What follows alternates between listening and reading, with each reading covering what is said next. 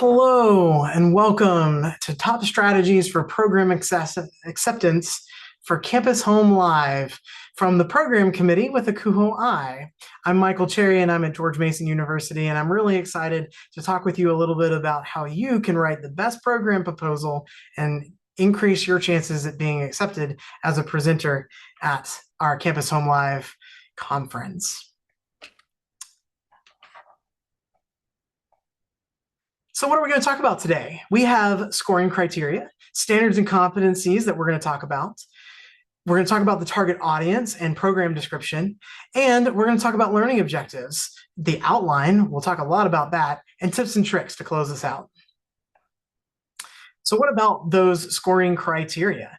Well, first, we review on a 5-point scale, so 1 to 5 in the areas that you see here on the screen. So we want to ensure our programs are of high quality, are organized, and provide a clarity to understand what you are hoping to bring to the conference through the session. We also want to make sure that the core competency you've identified aligns with your submission. We want to make sure that where there may be overlaps, that we are aware of those, and you can choose up to 2 competencies that are identified. We've highlighted the one bullet there at the bottom of including a well-developed outline. A detailed outline with a robust amount of information shows the reviewers what you plan to cover in your session is critical to your program. And so we hope that you spend time on that section. We'll talk about it more later. And if you do spend the time on all of these different elements, it definitely increases your chances of being accepted to present at Campus Home Live. So our standards and competencies. This year, we're getting to focus on these new standards and competencies that have been recently introduced by ACUHO-I. There are 9 of them that you see here on the screen, and your program proposal should fit into at least one of these areas. We know that it may fit into more than one. However, we really want you to focus on your proposal as to select the one that it most represents. You can choose a secondary core competency, and it's important that your content in your proposal matches what you choose for that core competency. If you're interested in submitting a program, but you're unsure of a topic or information you want to share, this is a great guide for you to reflect on what are the successes or the best practices that you do on your campus that you could share with the ACUHO-I membership using these competencies. You may remember the Future of the Profession initiative that has been in place for several years here with ACUHO-I, and it informs our strategic plan as well as our offerings to the members. With your program proposal, you will have the ability to select one area from the Future of Profession list that best categorizes your program proposal. We do look at them along with those competencies, but the competencies are definitely our primary focus more this year while we still review these Future of the Profession sections. Now, target audience. When submitting your proposal, please ensure that you're selecting the appropriate target audience for your content in your program. We've identified these groupings of folks to decide what makes the most sense for the content that you're hoping to bring. Also, these groupings help the delegates decide which sessions they want to attend at Campus Home Live in June. It will show up in the conference app, so make sure that as you are thinking about your content, you are honing in on which group of audience you particularly think it most is targeted at.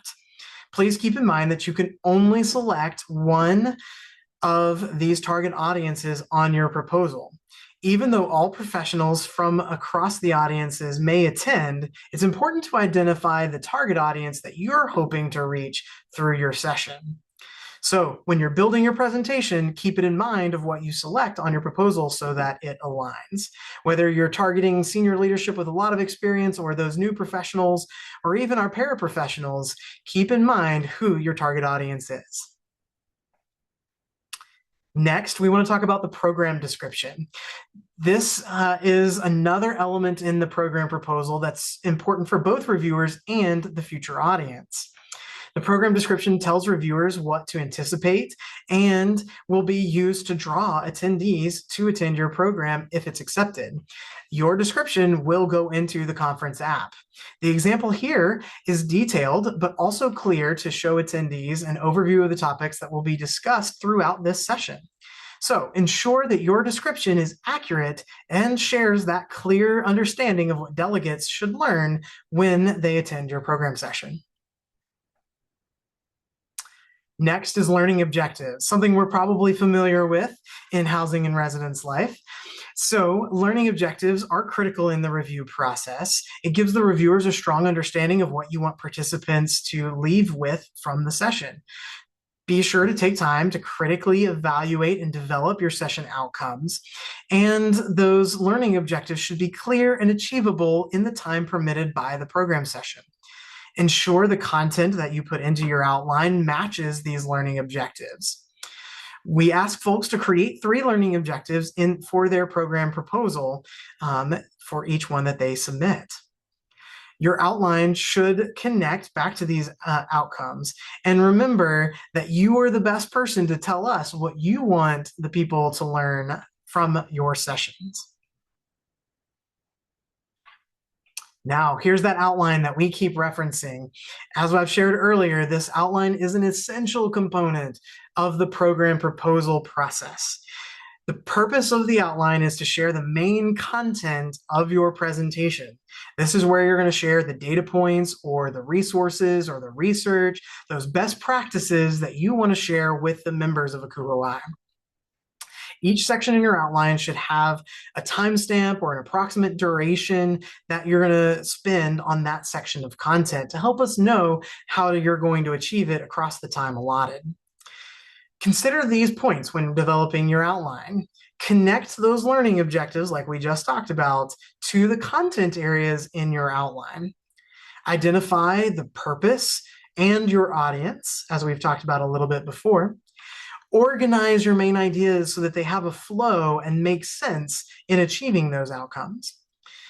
Make sure you're adding in that supporting evidence, those data, those best practices that we have and that you're going to be sharing or that you hope to share. We encourage you to utilize a Word document to write your proposal out first before you submit it into the Sessionize app. And the reason why is it'll catch those little grammar or spelling errors to help us make sure that we understand exactly what you've written. And then finally, evaluate the time and critically evaluate what is actually feasible. Remember, you are the content expert and the best judge of how to use that time. We encourage you to have 3 parts to your outline, if not more detailed. An introduction that talks about where your topic is introduced and what you're going to share. The content section, that should be robust and outline those key points and sections that you're going to go through. And make sure that your learning objectives are highlighted in your outline or connected in your outline in some way.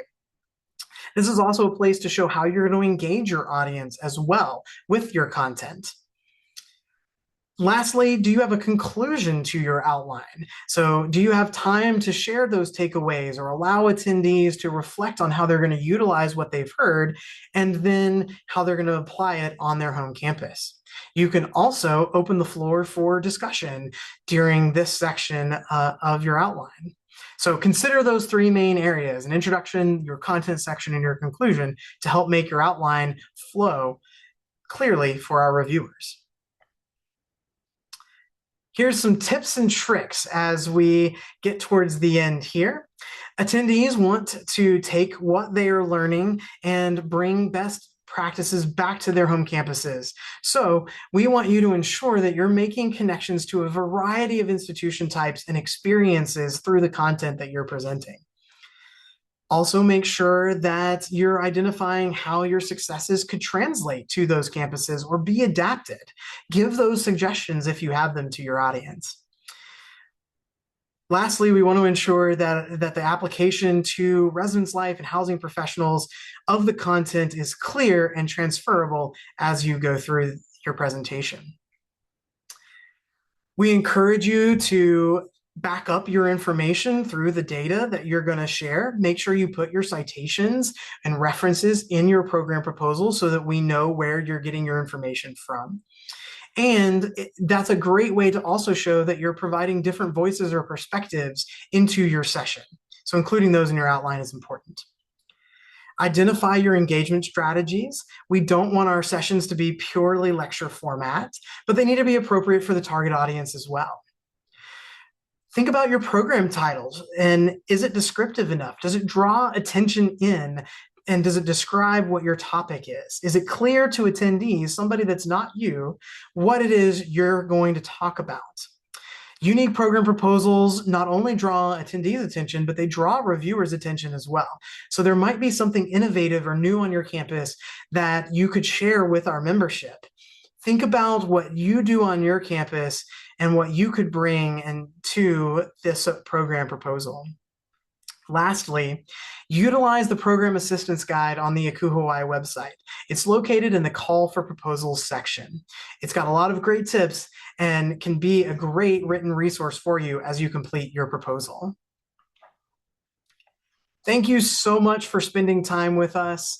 Again, if you have thoughts or questions or you need to reach out for a little bit of support, the program committee is here to help you do that. And you are more than welcome to reach out to me. I'm happy to engage with you to help you submit that best proposal for Campus Home Live this coming year.